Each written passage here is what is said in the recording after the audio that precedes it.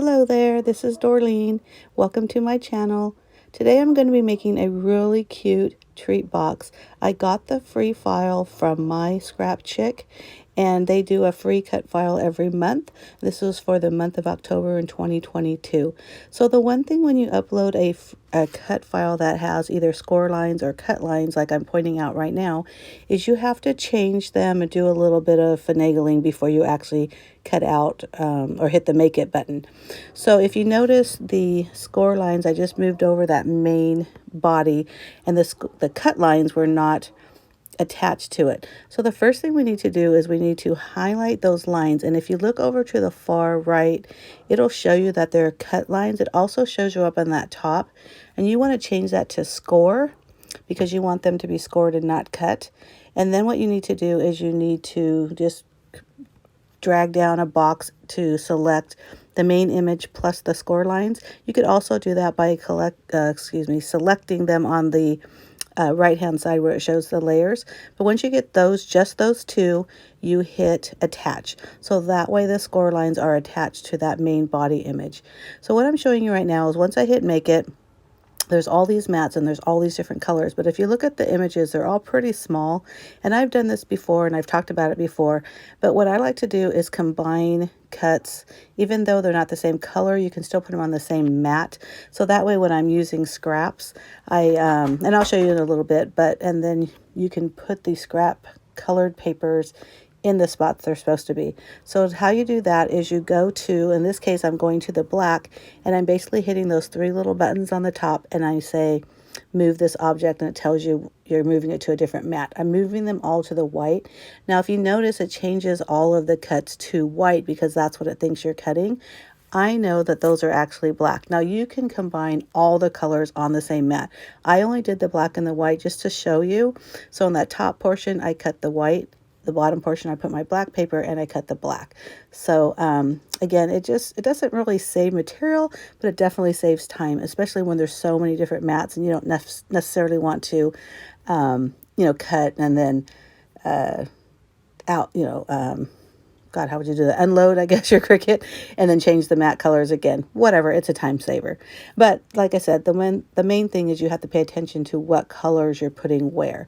And I like to do them either top bottom, like I showed you with that black white, or like kind of divide it into 6-inch squares, so that top left 6 inches, top right 6 inches. It just makes it easier for me. You do whatever you want to do. So I decided I was going to do a little bit of shading, so I just pulled out a purple and green marker. Didn't do anything really heavy. This is a treat box, probably going to just get ripped open and thrown out. I mean, matter of fact, I know it is because it's just going to my granddaughters. And it'll hold a full-size Hershey's with almonds chocolate bar, also Twix chocolate bar or chocolate candy, or like an M&M pack, again full size. So like I said, basically I just did a little bit of shadowing or shading, and I'm basically just putting the pieces together. This cut file is so adorable, and if you go to my scrap chick, and I'll put the link down below in the information box, but there's I want to say a Dracula one, and she does a lot of candy bar holders for different holidays as well. So if you're looking for something like this, it's really a fun and cute idea. I'm also going to put my blog down below because I did a blog post on this, and I'll have some more close-ups and also have a link to the scrap or my scrap chick and anything else that I feel you may need to know.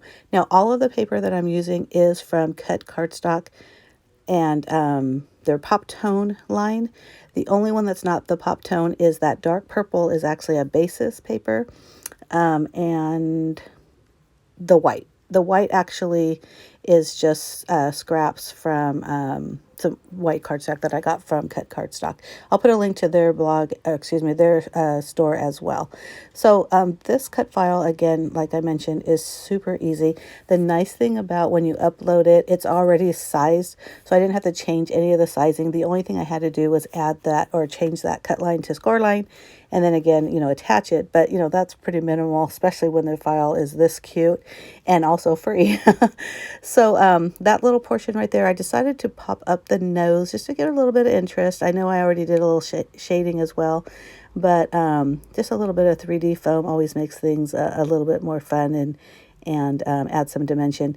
But look at how cute that face is. Oh my God, I think this is so adorable, and if I had had more time, I would have made more. So I'm definitely going to do something like this next year as well. And all the pieces just, I mean, it's super simple assembly. I pretty much filmed the entire thing. A lot of times I'll skip over like obvious parts, but I just went ahead and filmed it. It was really quick to put together. Let's see. I hope you like this.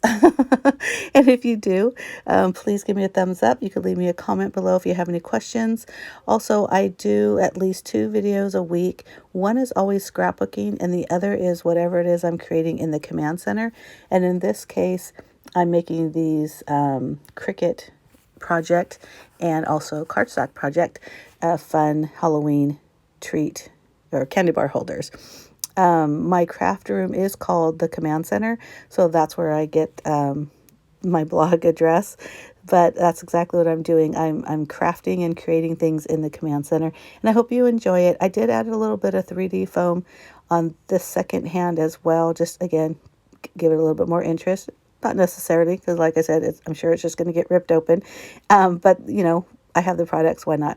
So you probably noticed that I pulled that off a cardboard roll. So it's the final part of my adhesive, and I realized that a big chunk of it technically wasn't usable because it was, it's double-sided adhesive, and so that bottom adhesive side is literally stuck on cardboard, which means it's no longer sticky, right? And at first I started to throw it away, and then I thought, wait, that's kind of dumb. I could just add some regular glue in the back of that. So that's the reason why it doesn't look as pretty, but when it's in the back, that's okay. And again, this is just a project that I'm doing for my granddaughters. This super cute belly band just goes right around it.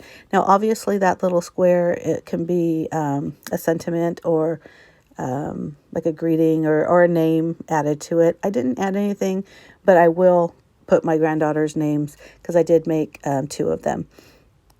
Now, all of this is put together with this liquid adhesive glue, which makes it so much easier, I think, to work with because it gives you a little bit of wiggle room. So if you make a mistake or it lands in the wrong area, it's not set for life. But there's that Hershey bar. Like I said, it fits perfectly in there. And it is a super quick, super cute project. So again, give me a thumbs up if you like it. Make sure you hit that subscribe button down below. I post 2 videos a week, and I would love for you to be a subscriber. And I hope you enjoyed this. Thanks for watching. Enjoy these photos.